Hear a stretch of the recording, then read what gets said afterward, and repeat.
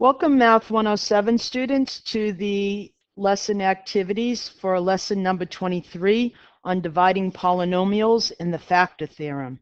So let's take a look at some long division here. We're going to take this cubic expression here, x cubed minus 2x squared minus 5x plus 6, and we're going to divide it by x minus 3. So both of these are already in descending order by the powers of x. So let's just go ahead and start our division.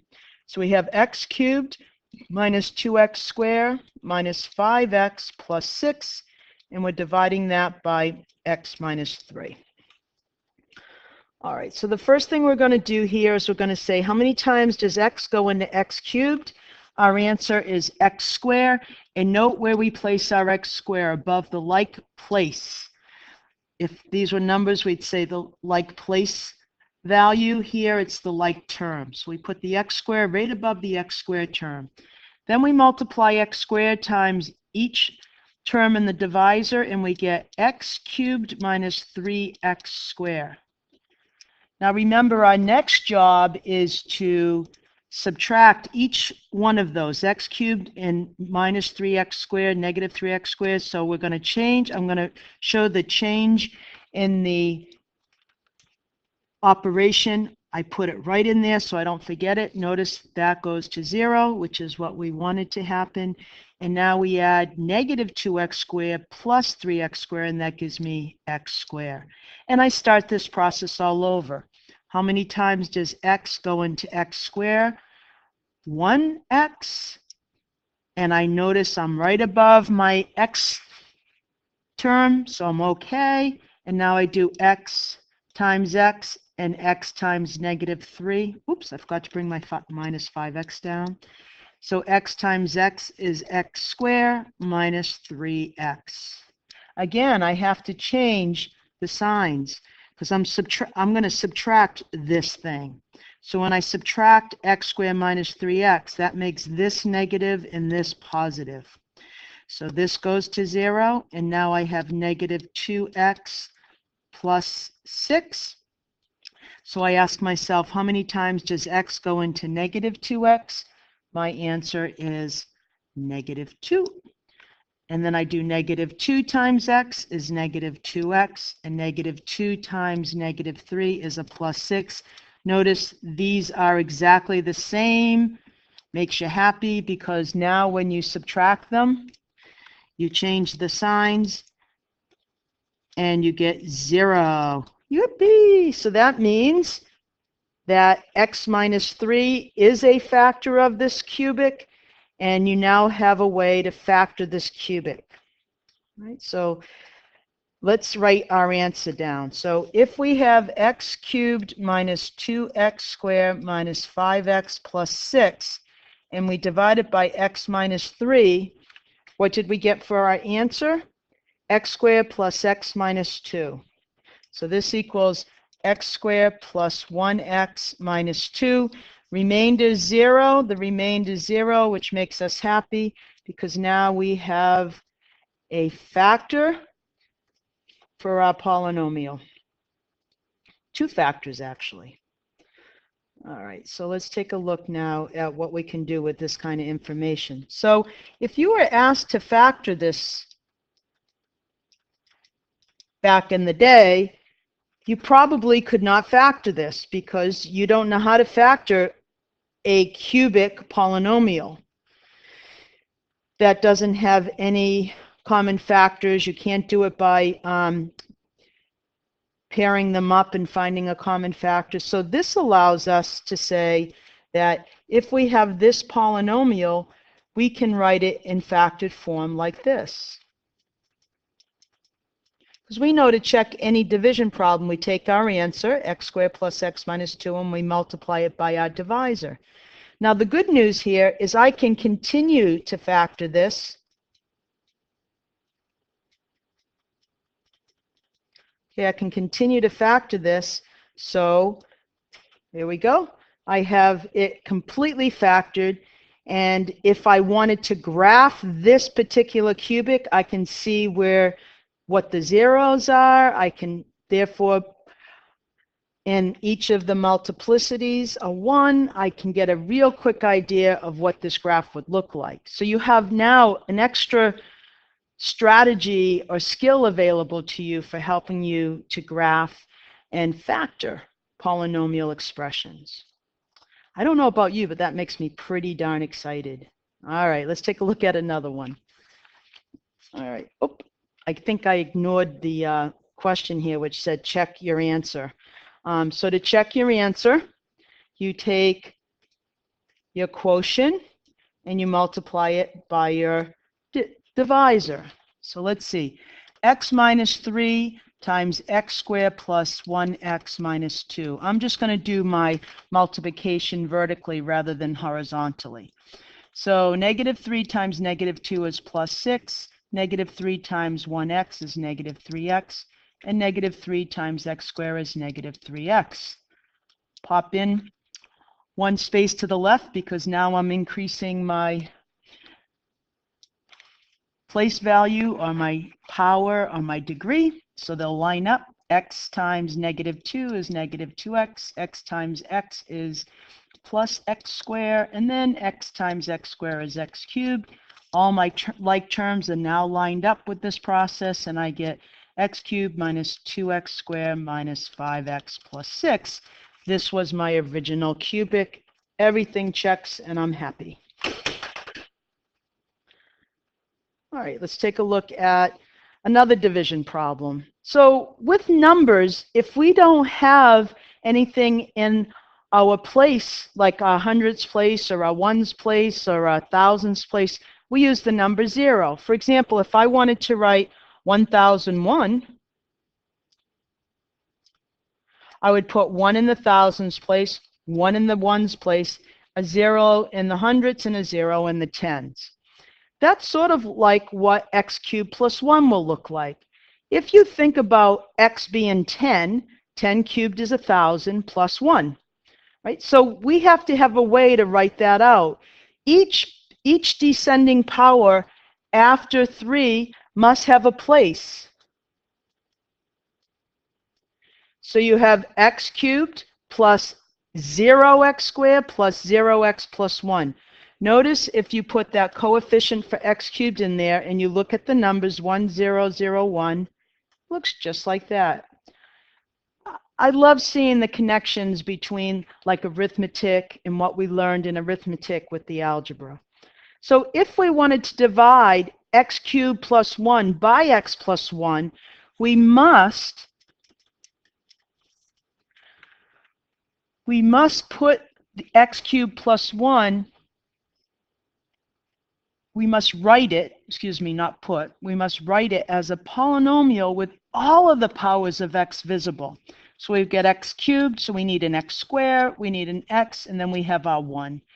And we put the 0 in there because we don't have any x squares. We put the 0 in for x and then the 1 in the ones place. And now we start our division as we always do. X goes into x cubed, x squared times, and I line it up right above the x squared term. X squared times x plus 1 is x cubed plus x squared. Now I must subtract both of them, so both signs or operations here have to change. That goes to 0. You get negative 1x squared. You bring down your next place value. X goes into negative 1x, negative 1 times, 1x times. So negative 1x times x is negative 1x squared, and negative 1x times 1 is negative 1x. I subtract both of them, and when I do that, both my signs change. This becomes plus, this becomes plus. So now I get x, and I bring down my next term plus 1. And how beautiful is that? X plus 1 goes into x plus 1 once. And anytime you see this, you know when you subtract them, you're going to get a nice 0 for your remainder. So x cubed plus 1, how does that factor? It's x plus 1. It's your divisor times your dividend. Oops, your divisor times your quotient. I'm getting too excited here. X squared minus 1x plus 1. Okay, and this can't be factored any further. So x plus 1 times x squared minus 1x plus 1 is how you factor the sum of two perfect cubes, because x cubed is a perfect cube and 1 is, because 1 cubed is 1. So this is how you would factor the sum of perfect cubes. If you happen to have the difference of perfect cubes, it would factor like this. And I could leave this to you as a little exercise to try if you wanted. Okay, let's move along. Now let's see how we can put this all together, all our knowledge about zeros and factors and long division. Suppose I wanted to use the factor theorem to solve this equation. And a little birdie came along and told me one of the solutions to this equation, that x equals -2 is a zero. It's a solution of, let's say, f of x. It looks like we forgot the little f of x there. So given that x equals -2 is a zero, that tells us that one of the factors, if we could factor this thing, I'm just putting 3 factors there because I see I have a degree 3. So if x equals -2 is a zero, I know one of the factors will be x plus 2. So since f of -2 is a zero, x plus 2 is a factor of f of x using our factor theorem. So this gives us our first step into factoring this cubic using long division. So x plus 2 is my divisor. My dividend is 2x cubed minus 3x squared minus 11x plus 6. And so now I use my long division to find my quotient. So you should take a few minutes and pause the video and make sure you can do this long division on your own. And if you can't, at least try, keep your work there and compare it to the work I'm about to do. Now, you know that x plus 2 is a factor, which tells you that your remainder will be 0 when you do this division. Is 0 when you do this division. Why? Because x plus 2 is a factor. We know that ahead of time. So if you get anything other than 0, then you've made some type of probably arithmetic mistake. And it's just a question of going back and carefully checking. So x goes into 2x cubed, 2x squared times.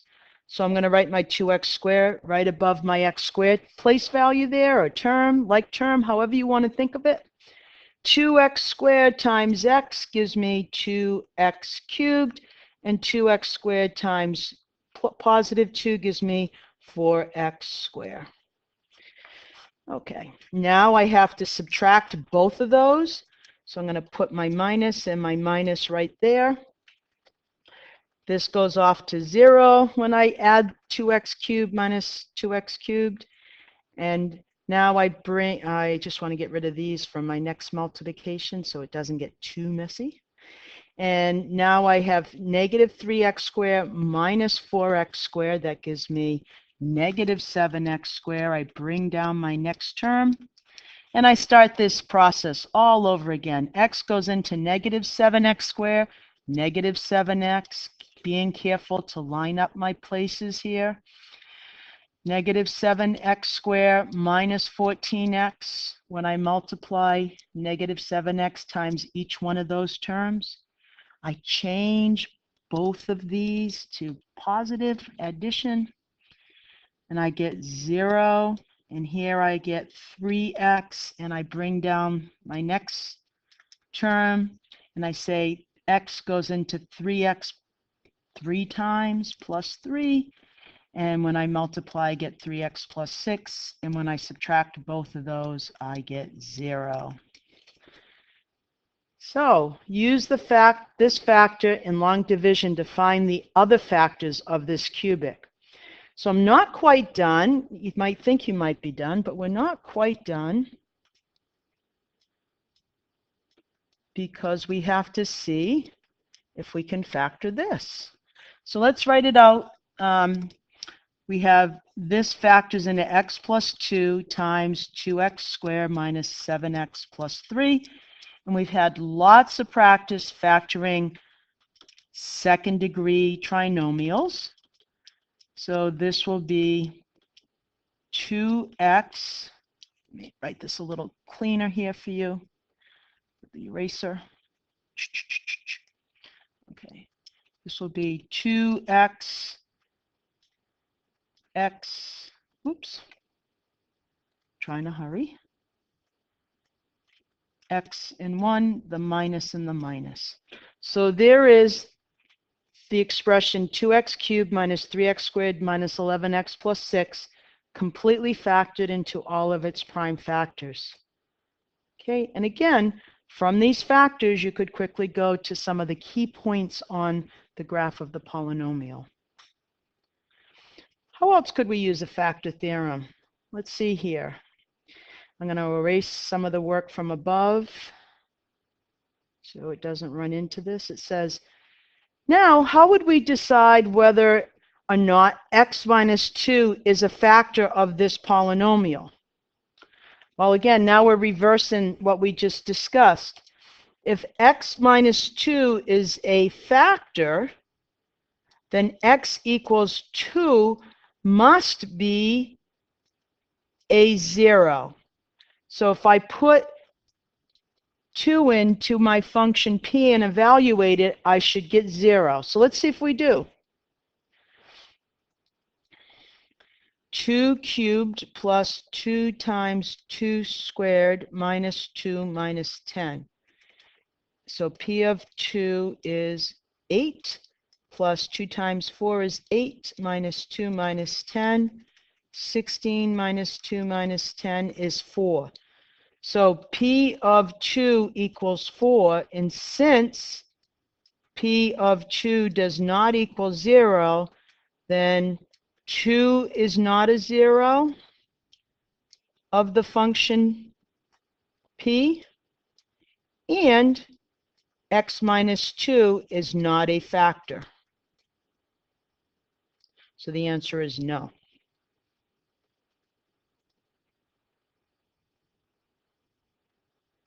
Now here's where I think it gets to be a lot of fun, because just think, a couple of weeks ago, if you were given this graph and asked if you could come up with the equation, you probably would have said, there's no way, right? So now you have some really powerful skills and concepts behind you in order to come up with a possible equation for this graph. So let's take a look at how you might start.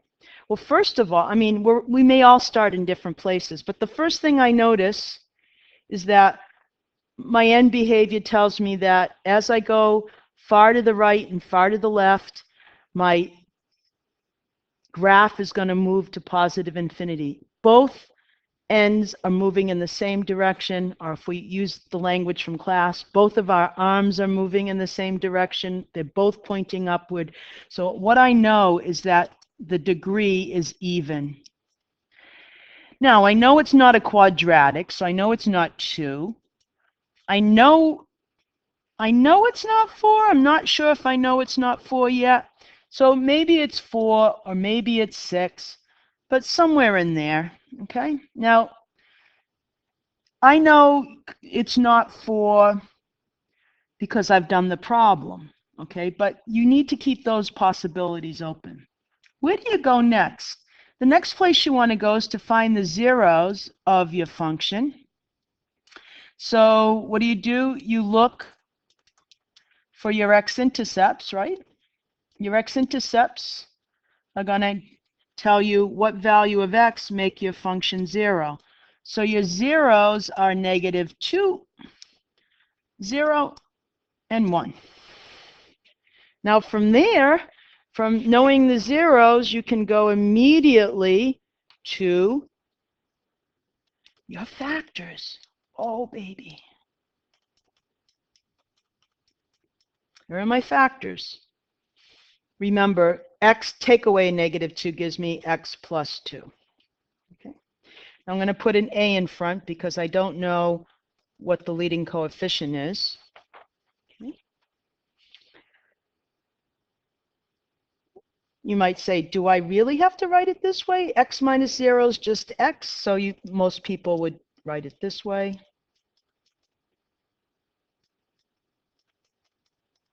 But don't forget, you have to put your little boxes up here to figure out what your multiplicities are.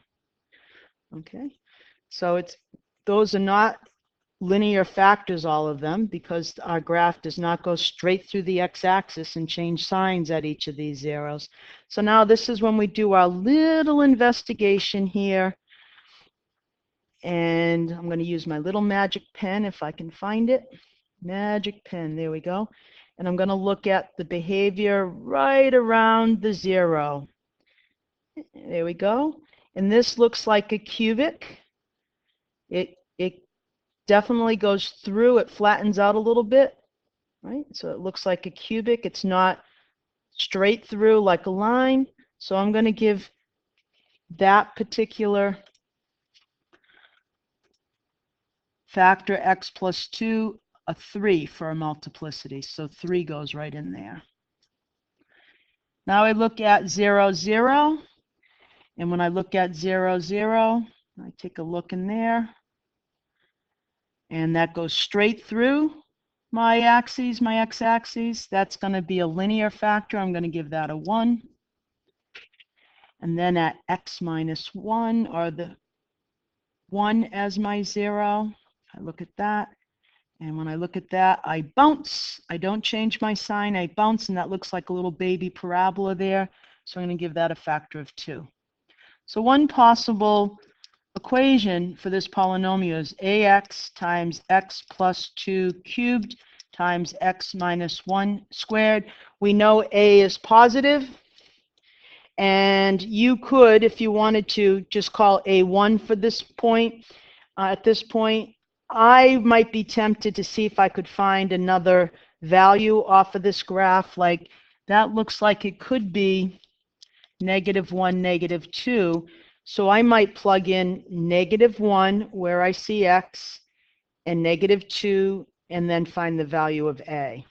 So let's see how that would work. -2 equals a times -1 times -1 plus 2 cubed times -1 minus 1 square. So that gives us -2 equals a times -1. This gives me 1 cubed, which is just 1, and this gives me 4. So this is -2 equals -4a, so a equals 1/2.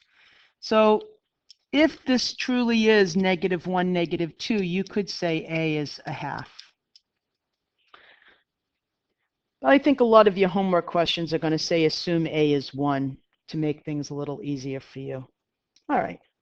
You can just ignore that last part if you want for now and just put in a, or you could put in, I think your answer key says you can put in like 1 here.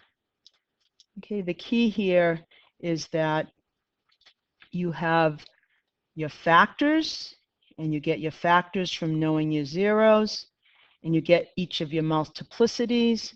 So what is the smallest minimum degree? How do we find that? We know we get that by adding our multiplicities up, because this is in factored form, it's not in polynomial form. So we have 1 plus 3 plus 2, which is 6. So 6 is the lowest possible degree. Okay, so that we come back here to our original guesses, right? We thought maybe 4 or 6, but it's definitely 6. And again, you have 3 zeros here, because you could write this as x plus 2 times x plus 2 times x plus 2. So the number of multiplicity tells you how many zeros, even if they're exactly the same. So you got 3 zeros of -2, 1 0 at 0, and 2 zeros at 1. That adds up to 6 zeros, therefore the 6th degree. All right, let's take a look at the question number 6. Question number 6 says, to answer the following questions and write each of the polynomial functions in completely factored form. Each one comes with a suggestion on how to proceed. So we have the function, a cubic function. Notice we have two turning points here. Our leading coefficient here is 1, so our right arm is up, our left arm is down. Use the graph provided below to find all x-intercepts or zeros, and then write the function in completely factored form and check that your zeros, the zeros you find, are correct. So we know the leading coefficient for this particular function is 1. The degree is 3. We should have 3 x-intercepts. And the zeros of this polynomial are -4,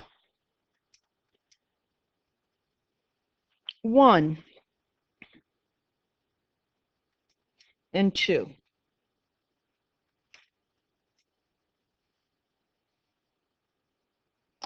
Oh, it looks like x cubed does not look like the graph in front of that I have in front of me.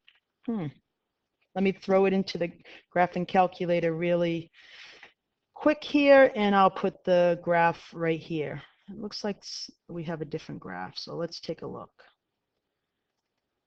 You know, we change our problems, and sometimes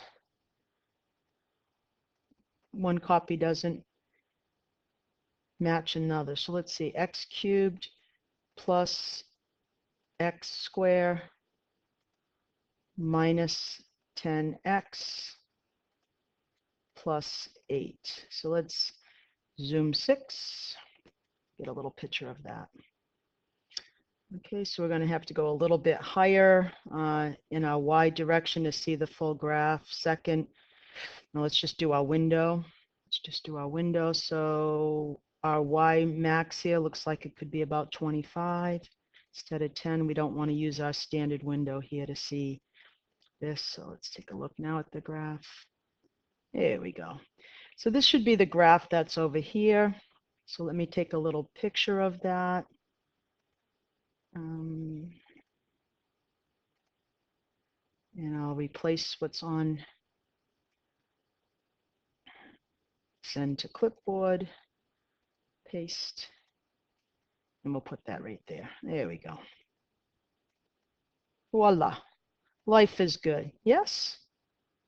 All right. So -4 is one of our zeros right here, 1 and 2. So we can write the polynomial in completely factored form, and the reason we can do that is, notice in our, this is in polynomial form,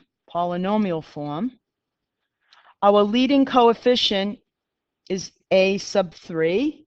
That leading coefficient is always the same whether you write your function in polynomial form or factored form. So this is one time when I can get to put that 1 there without doing any work. And now I want to factor this. So x -4 being one of my zeros means x plus 4 is one of my factors. I go straight through my x-axis. My multiplicity is 1. Another zero is x equals 1, so x minus 1 is the factor. I go straight through there, multiplicity of 1. And 2 is my last zero, so x minus 2 is my last factor. So that's completely factored. Notice you have 1, 2, 3 linear factors, and guess what your degree is? 3. Maybe there's a pattern here. All right, so this next part I'm going to leave to you. You just put in each one of your zeros. I'll just pick one of them. You throw it back into your function, into your original polynomial here, x cubed plus x squared minus 10x plus 8, and you check to make sure that it is truly a 0.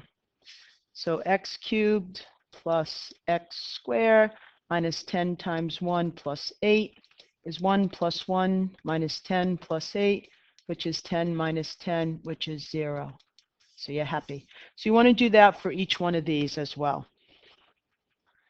Okay, multiply your factored form here to make sure it equals the original polynomial. Okay, so that's x plus 4 times x minus 1 times x minus 2.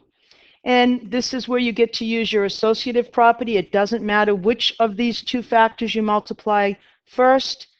So I'm going to multiply x plus 4 times x minus 1 first. And that gives me x squared plus 3x minus 4. And now I multiply that by my remaining factor, x minus 2. Let's do this multiplication horizontally just for a little change. So x squared times x is x cubed. X squared times negative 2 is negative 2x squared. Now it's 3x's turn. 3x times x is plus 3x squared. And 3x times negative 2 is negative 6x. And then negative 4 times x is negative 4x. And negative 4 times negative 2 is plus 8. X cubed plus x squared minus 10x plus 8. You're a happy camper. Okay, let's go on to the last page here. All right, I'm going to, let's see, I'm running out of time. So I think I'm going to stop this video here, and I'll come back and finish up the video later. So you'll have 2 videos for class activities for this lesson, because I need to finish B and C.